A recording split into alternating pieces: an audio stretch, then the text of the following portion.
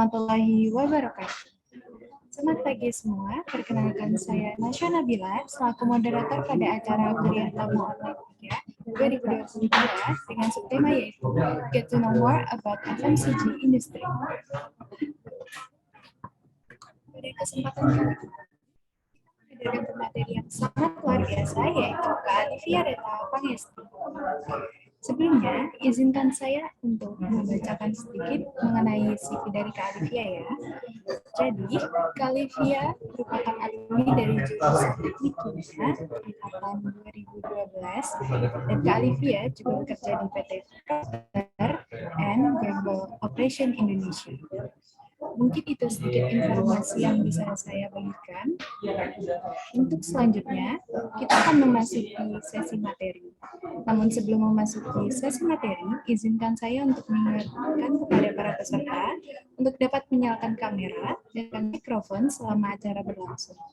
Bagi peserta yang ingin bertanya, dapat mengetikkan pertanyaan di dalam room chat dengan format kelas_nama_prodi_izin bertanya. Baik, oke langsung saja akan ada penyampaian materi dari Kak Alivia. Kepada Kak Alivia, waktu dan tempat kami persilahkan. Oke, terima kasih Mbak Nana. Halo, Assalamualaikum warahmatullahi wabarakatuh teman-teman semuanya. Selamat pagi. Gimana kabarnya pagi ini? Udah agak siang ya. Oke, yang saya hormati Bapak Eko Naryono sebagai Ketua Jurusan, kemudian ada Pak Mufid sebagai Sekretaris Jurusan, Bapak Ibu dosen, ada Bu Profi, ada Pak Asalil ya. Kemudian teman-teman panitia yang udah menyelenggarakan acara ini, thank you banget. Terus juga teman-teman mahasiswa teknik kimia udah join. Seperti yang dibahas sama Pak Eko tadi, kalian dari 700 orang, kalian itu memang orang-orang terpilih ya, orang luar biasa. Karena menurut saya saat waktu saya kuliah dulu ya, kuliah tamu tuh benar-benar yang aku tunggu banget. Karena dari kuliah tamu, teman-teman tahu gitu. Jadi industri itu tuh apa sih yang dibutuhkan dari kita seorang teknik kimia, karena saya ngerasa kok aku tuh nggak bisa apa-apa loh gitu. Industri itu mau nggak sih nerima aku, kayak gimana sih ekspektasi mereka gitu. Jadi kalian tuh emang orang-orang terpilih untuk bisa ngerti nih, tahu jadi apa yang dibutuhkan oleh industri. Thank you so much udah join dari pagi ini. Semoga teman-teman masih di sini sampai kita berakhir nanti ya, 1,5 jam lagi gitu. Terus aku ngerasa ini ya teman-teman, bangga banget ada di sini karena tadi aku udah bilang dulu waktu aku kuliah tuh kuliah tamu itu tuh satu yang wah keren ya, teman-teman alumni itu mau sharing ke adik-adik tingkatnya gitu kan. Terus mereka tuh nggak ecek-ecek yang baru masuk 1-2 tahun, enggak, tapi mereka itu memang sudah lama banget di industri gitu kan, bahkan mereka udah pada posisi-posisi yang memang kritikal di perusahaan dan mereka mau gitu share ke teman-teman semuanya. Jadi ketika teman-teman HMTK itu ask me, mau nggak sharing gitu, I said yes gitu ya, untuk bisa sharing ke teman-teman semuanya. Oke, mungkin bisa start dari slide 1 ya, Mbak Nana. Ini slide ke-3 ya. Oke, jadi hari ini aku akan ngebahas tentang FMCG industry. Aku yakin ini bukan kali pertama kuliah tamu tentang FMCG.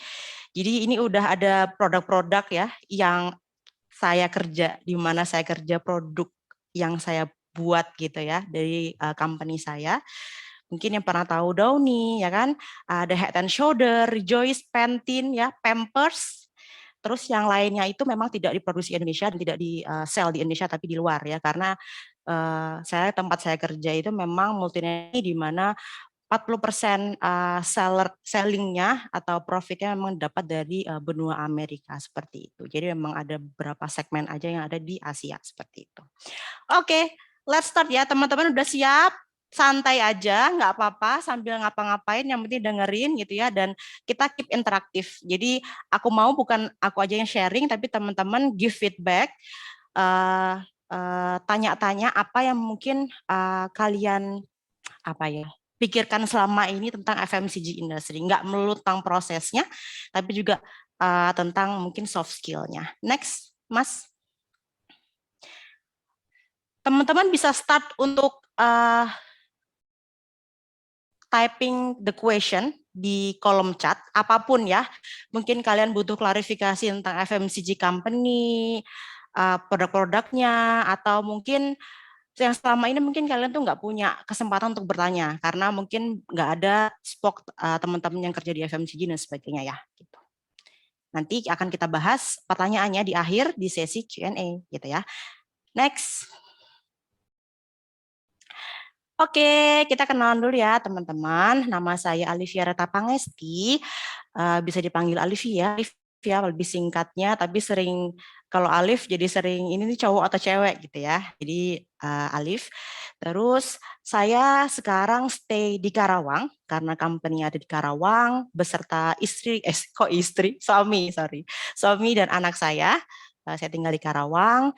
Terus saya tinggal di Karawang, orang tua saya aslinya Blitar ya. Saya lahir dan besar di Blitar sampai dengan SMA, kemudian saya move ke Karawang ketika saya bekerja gitu, di Karawang. Nah, saya dari SMA Negeri 1 Blitar, kemudian saya melanjutkan pendidikan di Polinema, di Teknik Kimia, D3, karena saat itu belum ada D4 ya Pak ya, D4 tuh baru setelah tahun 2015 ya, 16 atau 17 kalau nggak salah Pak Eko ya, kayak gitu. Setelah dari Polinema ini, tepat setelah saya yudisium, jadi sekitar 3 hari setelah yudisium, saya ada panggilan kerja ke PNJ Karawang. Jadi saya belum wisuda saat itu teman-teman ya, tapi saya udah diterbangkan ke Jakarta. Saya menerima ijazah, mereka menerima saya karena saya dari Polinema dan sudah lulus gitu ya, lulus seleksi juga, langsung terbang. Bahkan sampai saat ini pun saya tidak pernah ijazah gitu. Jadi benar-benar gimana sih satu company itu trust dengan Polinema seperti itu. Oke, dan saya di Procter and Gamble Operation Indonesia ini udah 7 tahun, jadi saya belum pernah pindah company sejak saya lulus. Kemudian sejak saya lulus sebenarnya saya ada keinginan untuk kuliah lagi ya S1, tapi qadarullah mungkin saya baru diberikan kesempatan atau diberikan kemudahan itu 2 tahun ke belakang. Jadi saya start untuk melanjutkan kuliah S1 Teknik Kimia di Universitas Jayabaya Jakarta tahun kemarin, dan sekarang saya ada di semester akhir sedang melakukan skripsi perancangan pabrik. Jadi saya sama seperti teman-teman semuanya, saya masih mahasiswa mengerjakan perancangan pabrik seperti D4 ya, sama mahasiswa. Kemudian apa sih aktiviti saya selain saya kerja, terus saya juga perempuan, seorang ibu gitu ya, itu punya kesukaan nih, saya suka sama parenting ya, karena saya punya anak umur 3 tahun, jadi saya sedang concern nih sama namanya parenting. Kemudian saya juga suka sama travel, saya suka banget sih ikut open trip dulu sebelum saya punya anak ya, saya suka kemudian saya juga suka writing, teman-teman yang writing, yang kita klop nih, saya suka healing itu pakai nulisnya di Tumblr, ini teman-teman bisa visit Tumblr saya. Dan terakhir saya suka sport, saya nggak go sport, tapi saya suka banget gitu. Jadi healing itu penting ya, mental healthness penting dengan cara yang positif. Salah satunya dengan writing dan juga sport seperti itu. Terus personal mission saya. Jadi saya tuh punya misi untuk melakukan yang terbaik yang saya bisa di setiap fase kehidupan saya. Jadi waktu SMA mungkin saya selalu melakukan yang terbaik gitu ya, mungkin ya belajar, terus kemudian waktu kuliah juga saya melakukan yang terbaik yang saya bisa. Teknik kimia itu kan bukan satu hal yang mudah ya, teman-teman pasti udah ngejalanin udah tingkat 2, udah tingkat 3, tingkat 4 gitu ya, nggak mudah, struggling, tapi ya sebisa mungkin saya melakukan yang terbaik lah untuk bisa achieve Tekim saya bisa lulus. Kemudian di pekerjaan juga saya melakukan yang terbaik, termasuk mungkin nanti ketika kalian itu lulus dari Tekim, kemudian kalian menjalankan pekerjaan, sedangkan pekerjaan mungkin kalian nggak terlalu suka gitu kan. Apa yang saya lakukan ketika saya mendapatkan seperti itu, saya jalanin yang terbaik yang saya bisa, meskipun saya nggak suka kayak gitu ya. Dan ternyata ketika kita menjalani dengan serius, meskipun kita nggak suka, tiba-tiba kita tuh mendapatkan sesuatu yang kita suka, padahal kita nggak minta gitu. Contohnya seperti itu. Jadi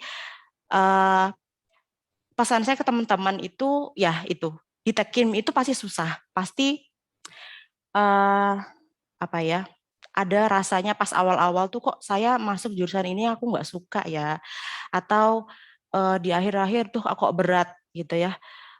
Kalian harus menemukan semangat itu dan kalian harus punya personal mission sendiri, sehingga apa ya, goal-goal sama personal mission itulah yang akan menuntun kalian untuk memberikan atau menyelesaikan apa yang sudah kalian mulai, seperti itu sih.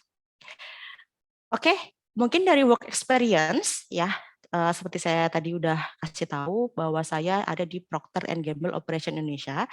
Jadi kalau kalian tahu mungkin Unilever atau Nestle, dia tuh mempunyai banyak pabrik ya di Indonesia. Sedangkan untuk P&G ini karena memang marketnya itu tidak sebesar di benua Amerika, kita di sini hanya punya satu plant, satu pabrik yaitu di Karawang saja, di Karawang.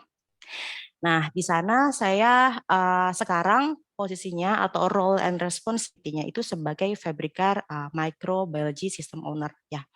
Fabricare itu apa? Fabricare itu adalah salah satu bisnis unit. Jadi di pabrik Karawang itu kita punya dua bisnis unit, yaitu Fabricare dan juga Haircare. Haircare, seperti namanya juga hair, dia itu memproduksi shampoo, conditioner yang berkaitan untuk hair care, ya. Fabric care seperti kalimatnya fabric itu adalah apa? Kain ya.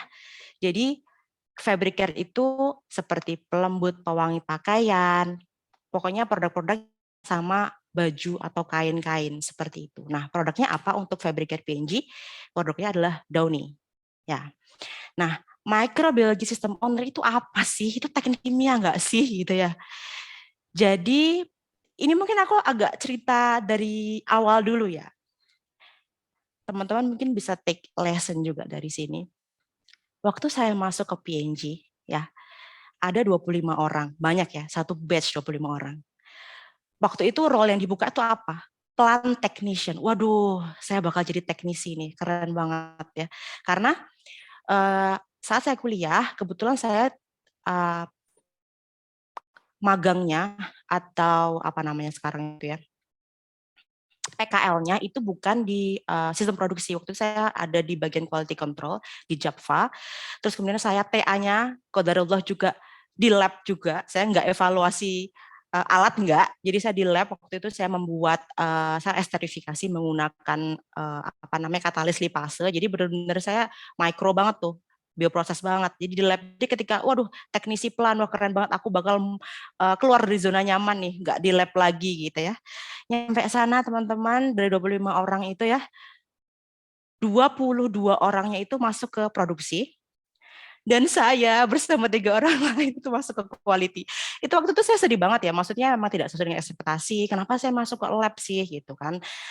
Ternyata itu permintaan khusus dari company, karena dia melihat background saya kan quality dari awal ya, benar-benar dari brojol kayaknya udah quality banget, quality control gitu. Jadi saya itu dipilih masuk ke quality assurance dan di micro lab lagi, di microbiology, di seperti lab bioprosesnya ya untuk analisa mikro, dan saya salah satu orang yang langsung terjun gitu. Jadi saya kayak nggak on the job training enggak aja, teman-teman yang lain 23 orang lain, 24 ya berarti ya, 24 itu mereka on the job training. Saya aja yang langsung kerja waktu itu karena sangat-sangat dibutuhkan kayak gitu kan. Jadi sisi lain kayak ya saya sedih masih di sini, tapi sisi lain wah aku nih cuma salah satu orang yang ya aku nggak butuh OJT, aku langsung benar-benar dibutuhkan sama perusahaan, langsung diabsorb kayak gitu ya.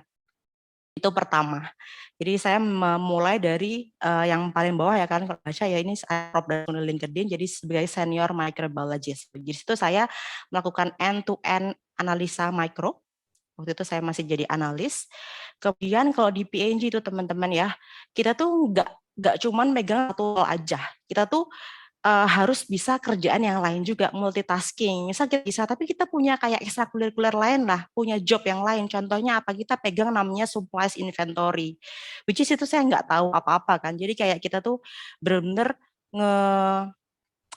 maintain stok-stok reagen yang mungkin Bu Lilis lakukan ya dulu ya, stok reagen dan sebagainya. Itu saya nggak dapat juga tuh di kuliah kan, nggak dapat.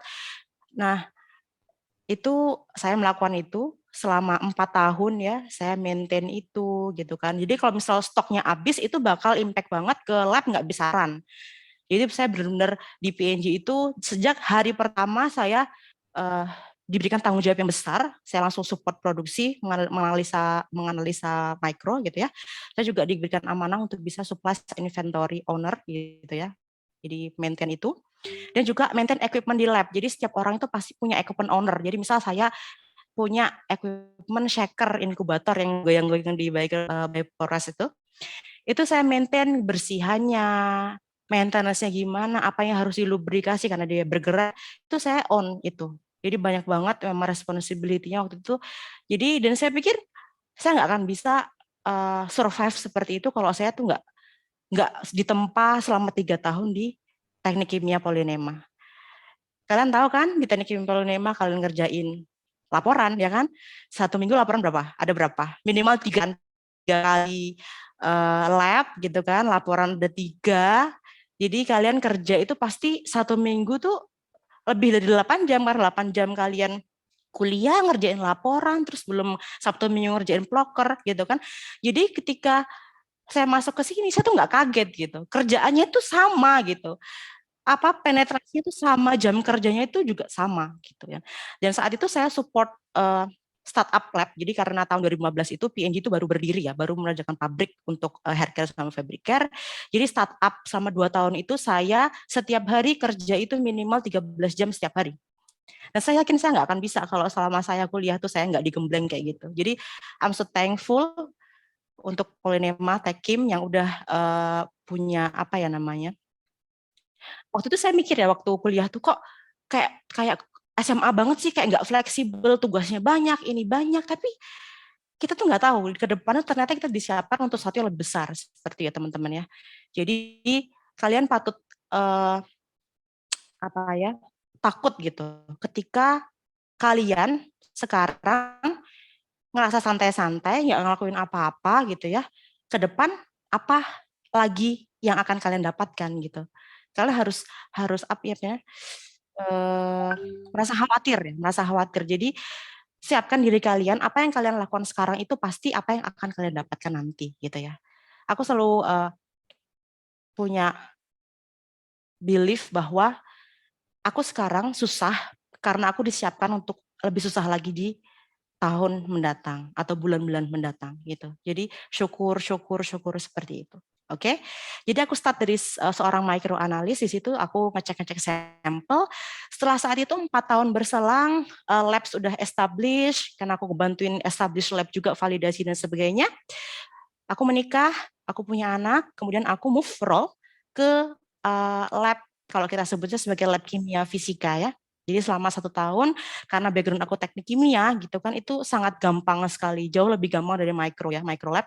1 tahun semua teratasi, kemudian karena aku satu-satunya orang yang punya capability micro lab dan analytical lab, waktu itu aku diassign sebagai progressive maintenance untuk semua alat lab. Jadi mungkin kalau di lab itu seperti Pak Kaliawan, jadi saya teknisinya instrumentasi, saya juga teknisinya semua alat-alat di lab ya. Nah, kemudian saya juga double job sebagai ini site pest control owner. Itu juga baru banget. Itu nggak diajarin juga di teknik kimia. Jadi saya ngurusin yang namanya hama-hama, ya kan. Terus di situ juga saya on yang namanya micro daily management system. Micro daily management system itu adalah kita punya data-data micro ya dari end to end material sampai dengan finish good itu saya olah, terus mapping kira-kira sehat nggak sih si sistem kita gitu ya, kayak gitu. Itu satu tahun. Kemudian 2 tahun ini, hampir 2 tahun ini saya pindah role lagi. Saya leverage my mastery di Fabricare Microbiology System Owner. Kalau tadi saya berkutik di lab aja ya. Sekarang saya udah leverage mastery di Fabricare, jadi saya spoke micro untuk Fabricare Business Unit, yaitu DONI. Jadi saya yang assess ketika ada desain dari engineering, saya mau bikin tank baru, sistem baru, piping baru, ini oke nggak, lanjut nggak dari sisi micro, clean desainnya seperti apa.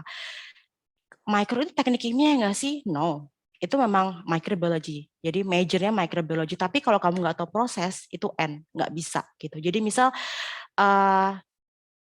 kita baca isometrik dari si tanknya, kamu baca PNID dari si mapping dari si pipanya, jalur-jalurnya untuk kamu tahu di mana sih poin-poin itu yang mungkin bisa jadi sumber kontaminasi. Nah, itu benefitnya kenapa PNG itu pakai teknik kimia sebagai microbiology system owner dia, seperti itu ya. Dan di PNG itu microbiology itu ada beberapa levelnya gitu ya, level 1, 2, 3 sampai 5.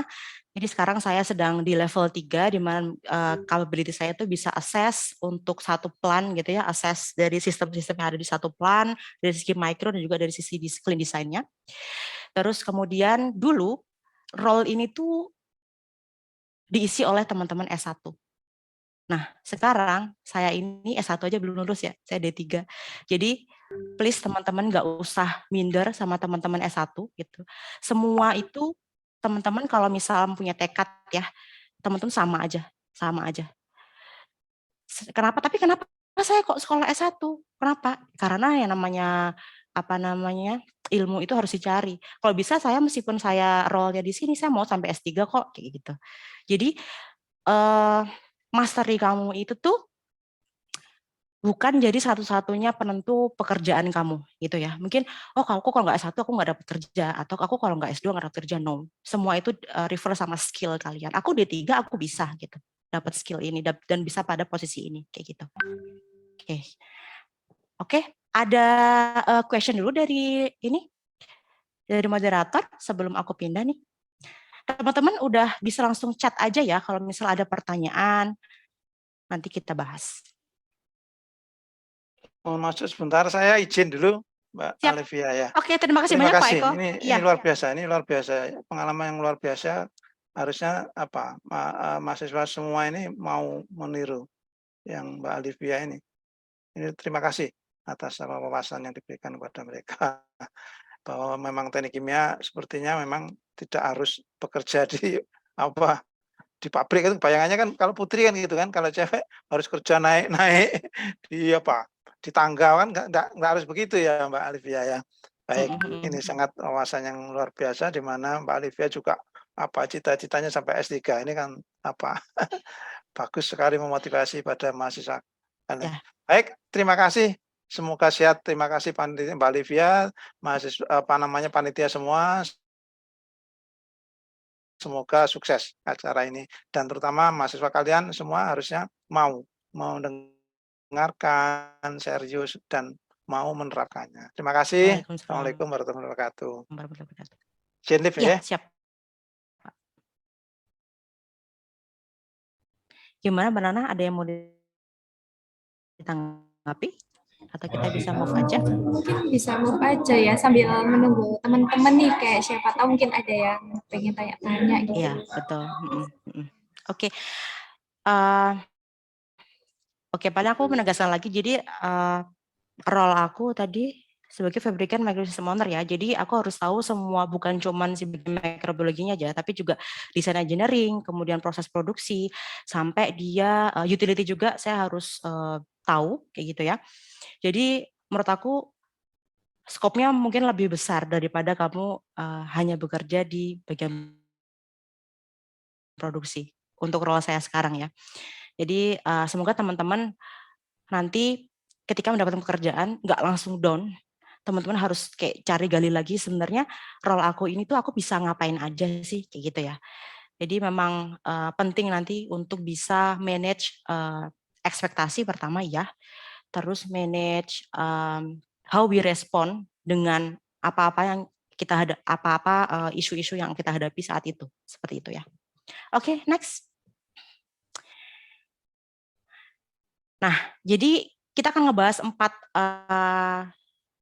materi ini. Jadi pertama itu apa itu FMCG, produknya apa aja. Terus mungkin aku overview aja ya tentang proses produksi di home care karena memang aku ada keterbatasan untuk bisa share proses produksi di FMCG ya. Terus kemudian bidang lulusan teknik kimia di FMCG itu bagian mana aja sih dan bekal apa yang dibutuhkan. Nah, kemudian next aku ada special gift buat kalian semua ya yang nanti menjawab pertanyaan yang aku sampaikan di slide. Terus juga nanti kalau misal teman-teman tanya, nanti aku juga bakal bisa kasih hadiah ke teman-teman semuanya. Yang udah tanya di question box, yang nanya di chat, nanti aku bakal kasih kalian special gift. Terus nanti juga ada quizzes, jangan lupa ya, nanti ada quiz di akhir yang juga bakal ada gift juga. Next. Oke, tadi udah panjang lebar ya tentang aku, nanti disambung lagi kalau misalnya ada pertanyaan yang kurang jelas. Nah, kita start dari FMCG ya. Jadi FMCG itu apa? Aku yakin kalian tuh sering banget dengar ya. Namanya fast moving consumer good. Namanya juga fast moving. Produknya tuh apa sih FMCG? Segala sesuatu yang kita butuhkan setiap hari, daily needs.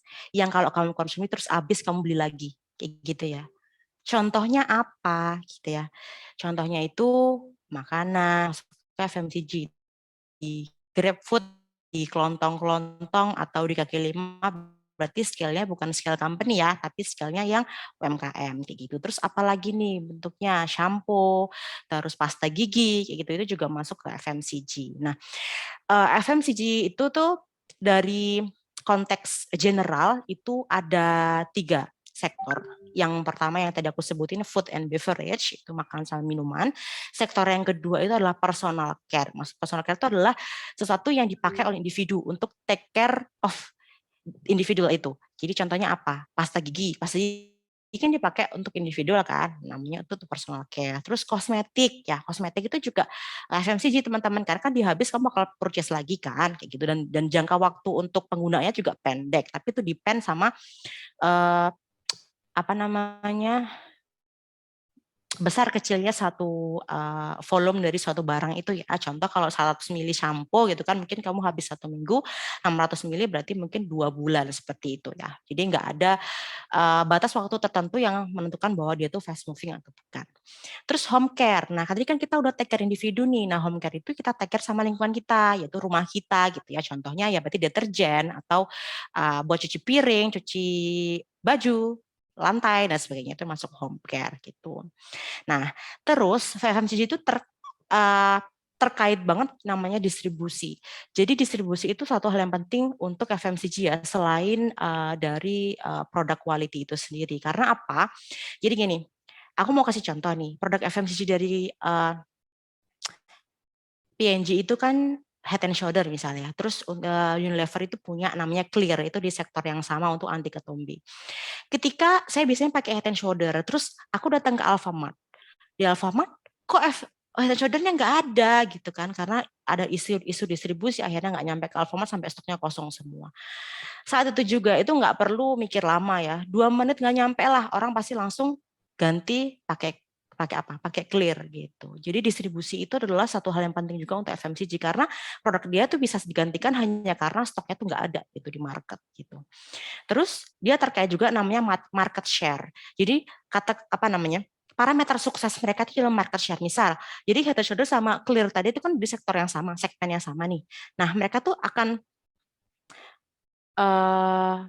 mereka itu akan ngasih result setiap tahunan, mungkin ya bulanan, tahunan, bahwa oh Clear itu tuh sudah achieve market share 40% dari 100% yang menggunakan shampoo anti ketombe. Sedangkan Head and Shoulder itu 60%. Jadi kan ada gap 60-40 tuh. Nah, pasti si Clear itu bakal atau gimana nih bisa mengungguli Head and Shoulder. Nah, namanya market share ya, 60 banding 40. Seberapa besar volume yang dimenangkan oleh mereka, itu namanya market share. Terus cash flow, karena dia fast moving ya teman-teman, pasti aliran uang itu bakal lancar ya, bakal lebih cepat kita dapat uang. Nah, itu namanya cash flow. Terus kemudian sustain profit, ya karena mereka gampang dapat uang gitu kan. Terus sangat dibutuhkan ya produknya di market, jadi profit mereka itu akan lebih sustain, lebih stabil gitu. Nggak kayak misal di awal-awal tuh besar dapatnya, terus kemudian lama gitu kan, baru mereka orang purchase lagi, kayak furniture itu kan kayak gitu ya, furniture tuh lama gitu kan, habis itu dapat lagi uang banyak gitu. Nah, biar lebih sustain profit. Nah, ini nih, ini namanya Bu Dewi. Bukan Bu Dewi, kita sebutnya Bu Bunga aja. Bu Bunga pakai baju merah tuh cantik banget. Ya lagi jualan banyak banget nih produk FMCG. Nah, di sini next, aku minta tolong ke teman-teman buat nyebutin satu produk. Food and beverage 1, personal care 1, home care 1 yang ada di gambar ini. Oke, cepat-cepatan ya, nanti dapat hadiah. Kalian typing aja di chat meeting. Ayo, mulai dari sekarang. Ayo. Ini mungkin dari peserta teman-teman atau panitia bisa kan? Ya, boleh semuanya, ya? panitia sama itu. Sama apa? Semuanya. nanti juga Kelihatan ada dapat ya? Kelihatan nggak? Ayo. 3. Ada Autan, ada Miwon, ada The Shoulder, ada Molto di situ. Teman-teman bisa typing apa aja. Ada 3 ya. Jadi food beverage 1, personal care 1, home care 1. Jadi bakal ada 3 jawabannya. Ini udah ada yang jawab. Nih Kak Olivia itu ya, ada Dedi Fadila sama Nur Aini Rahmat nih Kak. Ayo, belum ada yang benar. Ayo, 3. Aduh. Harus ada 3. Tambahin lagi. Ya, harus ada 3. 1, maksudnya 1. Food and beverage 1. Ini, oke. Deterjen, sampo, sama pelicin. Sampo, pelicin. Food beverage-nya belum ada. Ayo. F&B, Royco, personal care, shampoo, oke. Home care, personal Pantene. Oke, Haris, betul Haris. Haris, siapa tuh? Oke, thank you Haris. Nanti teman-teman panitia tolong ya dikontak lagi, Haris sudah dapat hadiah. Pokoknya kalau hari ini kita senang-senang aja, jawab aja, kalian nggak usah takut akan dapat hadiah. Oke ya. Next.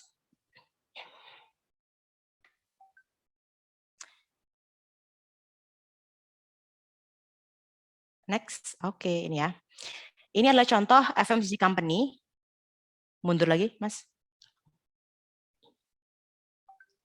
Oke, FMCG company contohnya ya. Jadi ada FMCG company nasional sama multinasional. Kalau nasional itu memang dia beroperasi di Indonesia, benar-benar made in Indonesia. Jadi Indofood, Wings, Frisian, Flag, Mayora itu memang produk yang dimiliki langsung, dimiliki asli oleh Indonesia. Sedangkan FMCG multinasional seperti Unilever, Johnson & Johnson, P&G, Nestle itu merupakan produk internasional ya. Jadi mereka punya central company ya, mungkin di US atau di Europe gitu. Kemudian mereka memiliki pabrik di beberapa negara untuk bisa menjangkau beberapa negara juga pasar gitu. Next. Oke, ini aku memperkenalkan P&G bisnis ke kalian ya. Tadi kan secara global FMCG seperti itu, tapi untuk P&G sendiri mungkin yang kalian belum tahu karena memang produknya itu sedikit ya yang masuk ke Indonesia. Jadi kita tuh ada 6 sektor P&G bisnis. Jadi ada fabric and home care, kemudian ada baby and family care, kemudian family care, beauty, ada grooming, healthcare. Nah, fabric and home care kalian udah tahu tadi ada Downy ya. Kalau di Indonesia ada Downy, kalau di negara lain itu ada banyak, ada Tide dan sebagainya. Kemudian ada baby and family care. Jadi kita punya Pampers. Jadi memang mereknya itu Pampers gitu. Kan kita sebutnya Pampers itu Pampers ya. Sebenarnya itu namanya diapers ya. Bahasa generalnya itu diapers terus dengan merek Pampers. Terus family care kita tuh sebenarnya juga punya tisu, terus kemudian punya pembalut juga, cuman nggak terlalu booming ya di Indonesia. Kita punya namanya Whisper gitu. Terus untuk beauty yang sering kalian pakai pasti Olay, terus kemudian shampoo Head and Shoulder, Rejoice, Pantene. Kemudian yang tahu yang produk high end yang kita tuh namanya SK2. SK2 itu lumayan ya, satu tuh harganya 1 juta kalau nggak salah, yang 75 mili itu diproduce di Jepang. Jadi kita masukin namanya microba gitu dalam kosmetiknya, makanya dia memang agak mahal gitu. Terus grooming, tahu Gillette? Nah itu Gillette produknya P&G, cuma kita nggak ada pabriknya di sini. Jadi Gillette itu diproduksi di paling dekat di Vietnam. Kemudian ada healthcare, kalian tahu Fix ya. Terus apalagi yang sering kalian pakai ya? Itu sih paling Fix. Oke, next. Nah, kita masuk ke gimana sih cara produksi home care gitu. Nah, di sini akan saya bawakan satu produk aja ya, yaitu produk Downy karena memang saya kerja di Downy, home care-nya gitu Downy ya. Nah, sebenarnya ini adalah lingkaran yang memang commonly dipakai oleh semua company gitu ya. Kita itu startnya dari mana sih untuk bisa produce? Ya pertama pasti dari consumer gitu. Apa yang kita produce itu pasti kan berasal dari market kan. Jadi pasar itu maunya apa gitu kan.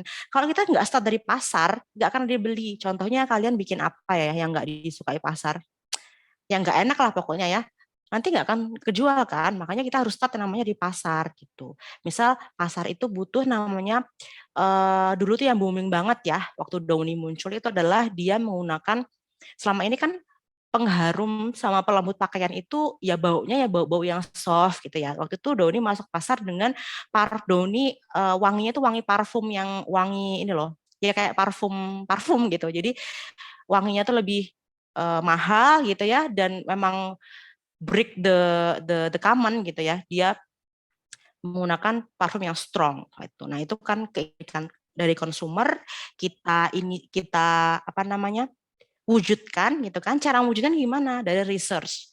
Jadi formulanya didesain gimana biar parfum itu bisa masuk, karena otomatis parfum ini kan sesuatu yang berbeda dari sebelumnya ya, karena mungkin dia itu dari oil gitu kan ya, gimana kita bisa dapat stability produknya, terus kemudian ketika udah dapat formulanya, teknologinya yang cocok seperti apa gitu kan. Mungkin teknologi sekarang itu nggak bisa nih ketika kita inject oil, nggak capable gitu kan si apa namanya teknologi kita. Akhirnya dia juga desain teknologinya dari segi engineering, kemudian dari segi regulasi gimana gitu kan. Jadi di research di sini tuh benar-benar kompleks ya teman-teman, bukan cuma formulasi aja ya, sampai ke regulasinya seperti apa ketika dijual di Indonesia tuh oke atau enggak seperti itu.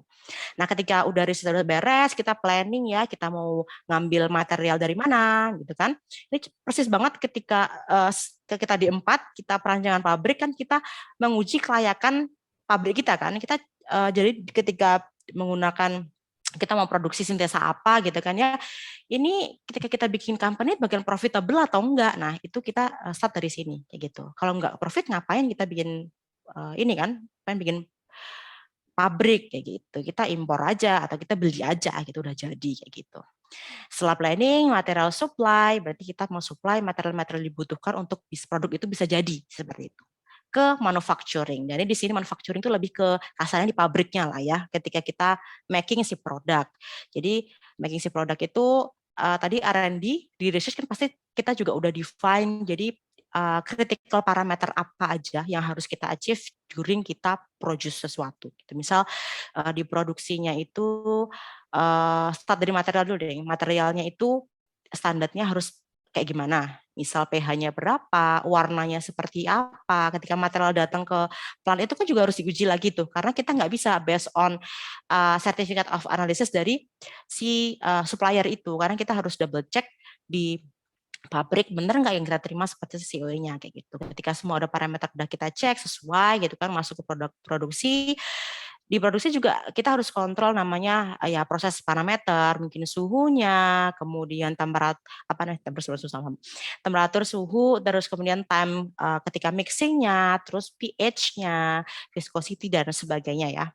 Itu terus kemudian sampai dia menjadi produk yang kita inginkan, misal Downy gitu kan, Downy yang udah jadi botol seperti itu. Nah, ketika udah selesai jadi, kita tes juga nih sebelum kita rilis ke market. Jadi udah sesuai belum dengan ekspektasi kita, sukses kriteria kita apa, kita cek misal pH-nya itu harus 3 gitu, atau pH-nya harus 14, viscosity-nya harus berapa CPS, kemudian warnanya udah oke belum dengan standar. Jadi kita pasti ada standar ya, kita compare, wanginya udah oke atau belum. Jadi pasti kalian kalau misal nanti kalian masuk ke dunia FMCG, misal itu food and beverage, itu pasti ada tes yang mana rasa ya, rasa, bau, gitu kan, yang fisikal gitu, terus banyak ya parameter-parameter gitu. Terus kemudian setelah rilis, kita baru bisa distribute itu ke market, jadi lewat warehousing. Jadi pertama produk itu masuk ke warehouse, disimpan di sana, terus ketika ada permintaan dari consumer, misal dari nomor atau Alfamart, kita shipping yang dari warehouse tadi menggunakan truk ke retailers seperti itu. Nah, cycle ini bakal terus berulang ya teman-teman, karena apa? Dunia FMCG itu bertitik berat pada consumer voice. Jadi sekarang misal Downy itu pakai wanginya yang wangi A gitu ya. Nah, suatu ketika udah nggak ini lagi nih, nggak booming bau A, kita maunya bau emas misalnya. Nah, itu kita suara dari mana? Dari consumer kan. Nah, kita akan wujudkan dari situ. Makanya cycle ini tuh nggak ada ujungnya kayak gitu ya. Contoh lagi, misal sekarang tuh ibu-ibu tuh maunya downy atau pelembut pakaian itu yang sekali bilas aja. Kalian tahu kan kalau misalnya kita habis nyuci nih, bilas-bilas kan pegel ya kalau kita pakai tangan kan, terus kita juga buang-buang air, misalnya 3 kali bilas tuh masih berbuih gitu ya. Nah kita mau sekali bilas aja, terus nanti udah oke gitu kan, cuma sekali, terus masukin ke pewangi dan oke.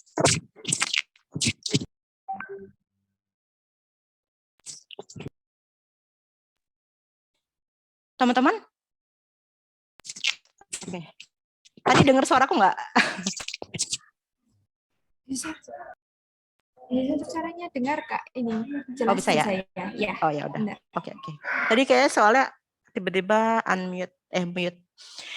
Oke, jadi gitu ya teman-teman, ini cycle-nya. Next, aku ada pertanyaan lagi. Cepat-cepatan jawab di chat kolom yang benar. Jadi coba tebak dari lingkaran ini bagian-bagiannya, research planning, material supply dan sebagainya. Ini.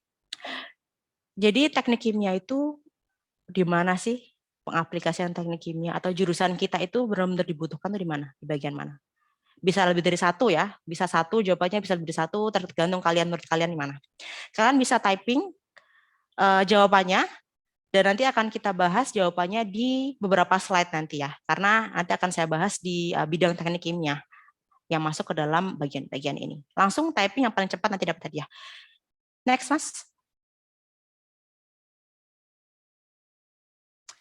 Next. Oke, itu pertanyaannya ya, yang udah aku sebutin tadi. Bagian mana yang bidang pekerjaannya sangat berhubungan dengan jurusan teknik kimia. Next. Oke, sambil nunggu jawaban, nanti terus aja jawab aja ya. Mungkin temunya salah. Kita masuk ke production flow ya. Tadi aku kasih satu example adalah Downy ya, fabric enhancer. Nah, tapi sorry banget teman-teman, ini cuman overview aja, nggak bisa detail karena emang ada keterbatasan materi yang bisa saya sampaikan gitu kan ya. Nah, sebelum move ke sini aku ada pertanyaan lagi ya, ada pertanyaan ya berarti ya yang masih aku utang. Pertanyaannya sekarang adalah apa sih perbedaan sistem batch sama sistem continue? Dia pasti udah di luar kepala nih. Sistem batch sama sistem continue itu apa perbedaannya? Next, Mas. Langsung jawab aja ya di kolom komentar ya. Nanti kita bahas perbedaan sistem batch sama continue itu apa. Next. Ya, next lagi.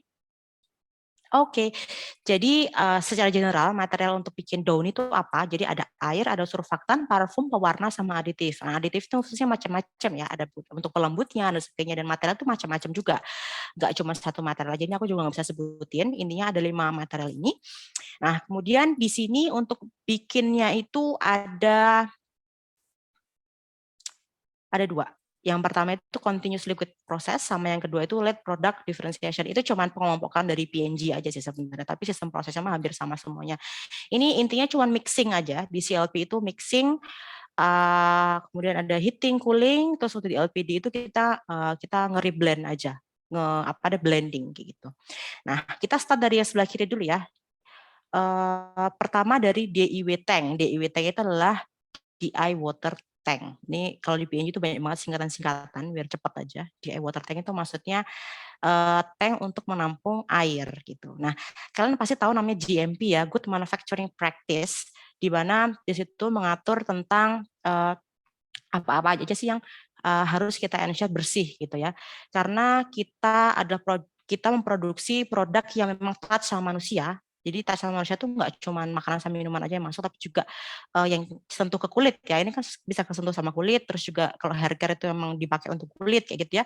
Jadi kita require untuk follow namanya GMP, Good Manufacturing Practice. Jadi kita ensure bahwa air kita itu nanti tuh bersih dari kontaminasi baik itu mikroba maupun pengotor-pengotor yang lainnya. Jadi nanti water yang kita pakai di sini tuh standarnya itu lebih tinggi dari standar air umpan boiler ya. Mungkin kalian udah pernah dapat mata kuliah utility di mana biasanya kita sebut bahwa air umpan boiler itu adalah air dengan kualitas tertinggi kayak gitu kan, karena memang dia require untuk mungkin dari segi kesadarannya rendah dan sebagainya ya, bahkan even 0 gitu. Nah, kita pakai water ya. Di sini pakai water. Water itu adalah yang paling penting di sini karena kita kayak ngejual air aja di sini ya. Jadi volumenya memang paling banyak daripada material yang lain. Kemudian ada tank foam surfaktan, itu tuh tank untuk menampung surfaktan ya. Nah, surfaktan yang kita pakai itu bentuknya itu karena dia padatan, jadi kita harus remelt dulu si padatannya itu. Jadi kita butuh steam untuk remelt ini, panas di sini. Kita cairin, nanti baru masuk ke namanya CLP ya, Continuous Liquid Process gitu. Ini aku nggak nyebutin tank-tanknya ya, karena memang overview aja. Terus kemudian dari CLP RM, jadi CLP RM itu adalah satu skid yang memang menampung RM yang kecil-kecil gitu amount-nya. Jadi aku bilang tadi aditif ya, pelembutnya, kemudian mungkin pH-nya. Jadi untuk pH control kita pakai HCl. Nah di sini semua. Jadi yang kecil-kecil, amount kecil untuk adjusting dari sini. Nah dia tuh akan masuk semua ke continuous liquid process dari water, terus kemudian aditif dan juga surfaktan ini bakal di mixing di sini, mixing until dia steady state sampai output measure-nya itu sesuai dengan keinginan kita. Kemudian setelah oke, kita akan masukkan dia ke namanya WB. Ini tuh namanya white base tank. Jadi mixing antara surfaktan, water, dan juga bahan aditif itu kita sebut sebagai white base. Intermediate product kita namanya white base. Tapi ketika tadi proses parameternya itu gagal, jadi proses parameter itu bisa juga gagal teman-teman semuanya ya, karena mungkin banyak faktor ya. Nah itu kita nggak bisa lanjut ke white base karena output measure-nya nggak meet. Nah kita akan masukkan dia ke CLP-RB, reblend namanya. Nah masukkan ke sini, jadi kita nggak akan proses ke white base tank. Nah ini sistemnya itu continue ya ini ya. Bukan per batch. Oke, nah setelah white base kita bikin, nah itu dasarnya tuh ini sebenarnya ya white base. Nah white base ini akan masuk ke LPD, Late Product Differentiation. Nah LPD proses ini fungsinya tuh untuk inject formula. Jadi sebenarnya gampang banget bikin itu. Jadi kamu bikin base-nya doang, habis itu kamu masukin si parfum sama warnanya sesuai dengan yang kamu mau. Kan varian banyak tuh, misal Downy yang warna biru, warna pink, gitu kan itu warnanya berbeda. Nah, tinggal per varian itu kan masing-masing formulanya berbeda tuh. Nah, tinggal nanti dimasukin parfum dan sama warna yang berbeda gitu. Nah, ini dia semi continue ya, teman-teman, karena mereka bikinnya tuh per satu varian, habis itu masukin ke finish product tank. Setelah itu ketika mereka membuat varian yang lain, dia harus kayak bikin ulang lagi. Jadi sistemnya sistem batch continue gitu. Terus bikin ulang lagi, menggunakan varian yang baru, langsung ditimpa kayak gitu. Jadi nggak perlu kayak dibilas, itu nggak perlu, tinggal ditimpa aja sampai nanti si warna sama baunya itu sudah sesuai dengan yang varian yang baru. Seperti itu prosesnya. Masukkan finish product tank, setelah masuk finish product tank, lalu ditransfer ke packing line. Jadi kita punya 2 line, yaitu pouch sama bottle line, sama sachet line. Gitu. Kita bedain kayak gitu. Jadi overall overview-nya seperti itu ya teman-teman, karena saya nggak bisa, mungkin aku kekurangannya karena ini harusnya ada PNID ya, untuk teknik kimia itu memang butuh PNID, pump-nya di mana, heat exchanger di mana gitu ya. Cuman aku nggak bisa share gitu. Oke, next. Oke, nah tadi aku singgung yang namanya waternya ya.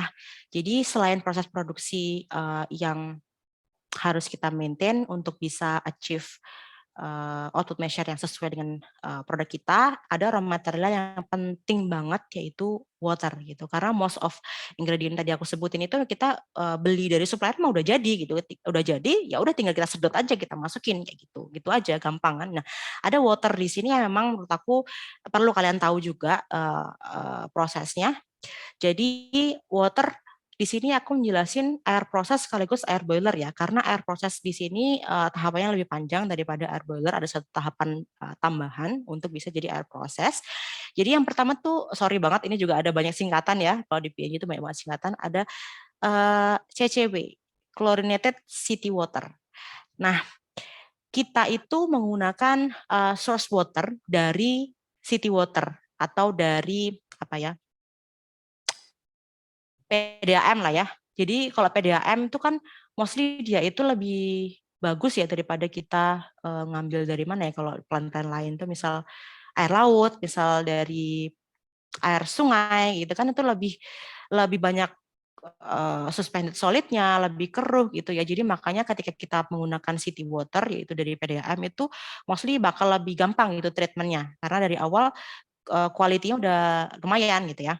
Nah, Tapi yang harus kita maintain di sini adalah namanya konten mikroba, bakteri atau jamur atau sebagainya, mikroba di situ yang harus kita kendalikan dari awal. Karena requirement untuk apa namanya? Karena di sini kita juga produce untuk hair care ya, teman-teman.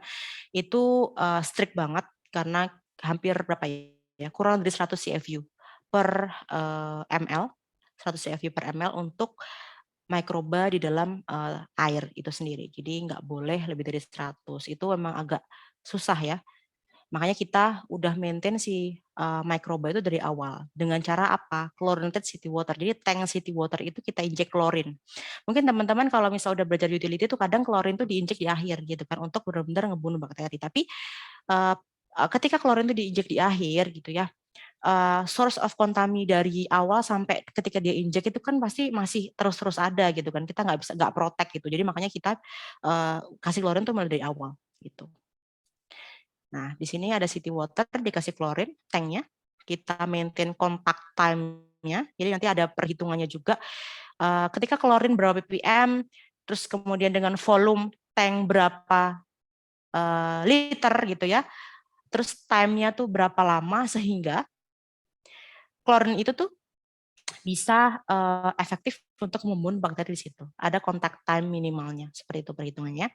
Kemudian dari city water kita masuk ke ultrafiltration, UF kita sebutnya. Ultrafiltration ini fungsi untuk ngefilter suspended solid, kemudian silt density index kalau kita bilangnya untuk air.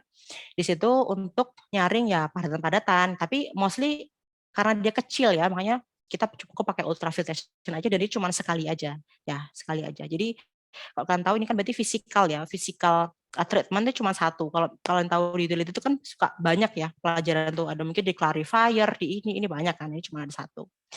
Setelah di session ini kita juga injek klorin untuk maintain klorin level di sepanjang pipa, karena pipa itu tuh benar-benar panjang, dengan kita kadang susah untuk maintain itu, makanya kita injek klorin lagi. Setelah itu setelah masuk ke ultrafiltration, selesai dari ultrafiltration itu kita masuk ke raw water tank, karena kita sebutnya ini masih raw water ya, karena belum ada apa-apa, cuman dimasuk ultrafiltration aja. Di tank ini juga kita maintain chlorine level.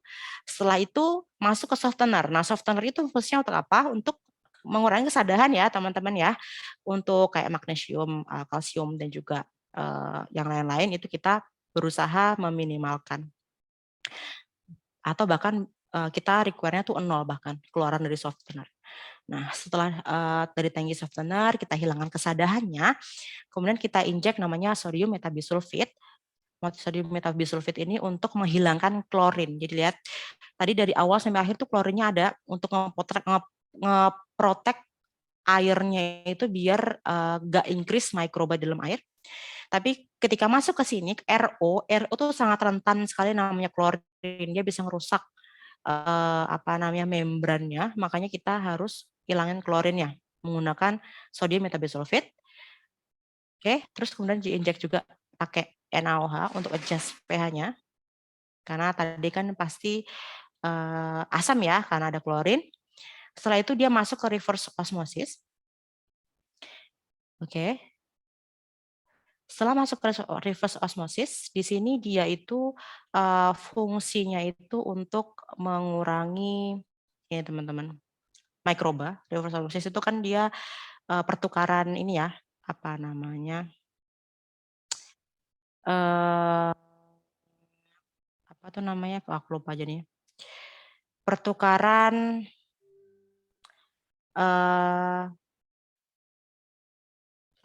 larutan atau air dengan yang namanya selective permeable dari si membran itu sendiri ya. Oke. Nah, di sini dia akan ngurangin yang namanya bakteri di sini. Tapi dia unprotected di sini. Nggak ada protection untuk si waternya dari bakteri. Setelah dari reverse osmosis, masuk ke ED. ED itu menggunakan elektron ya. Dia untuk mengurangi namanya conductivity.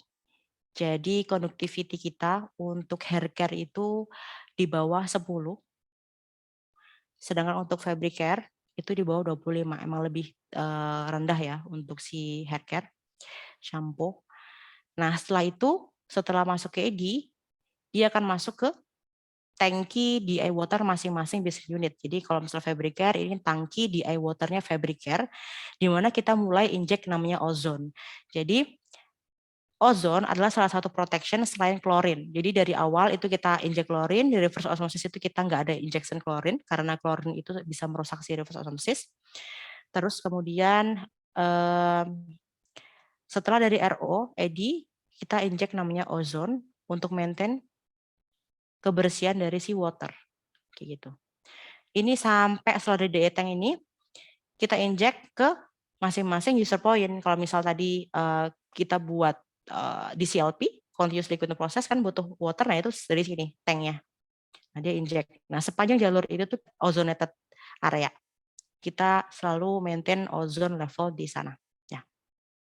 Next. Nah ini mungkin tadi penjelasan detailnya yang aku jelasin overview-nya. Tadi ada chlorinated water itu bentuknya kayak gini ya teman-teman ya, warna biru. Ini warnanya bisa macam-macam. Nah ini dari PDAM itu kita tampung di sini, kita injek klorin, beberapa waktu retention time untuk bisa kontak time-nya achieve. Ini levelnya.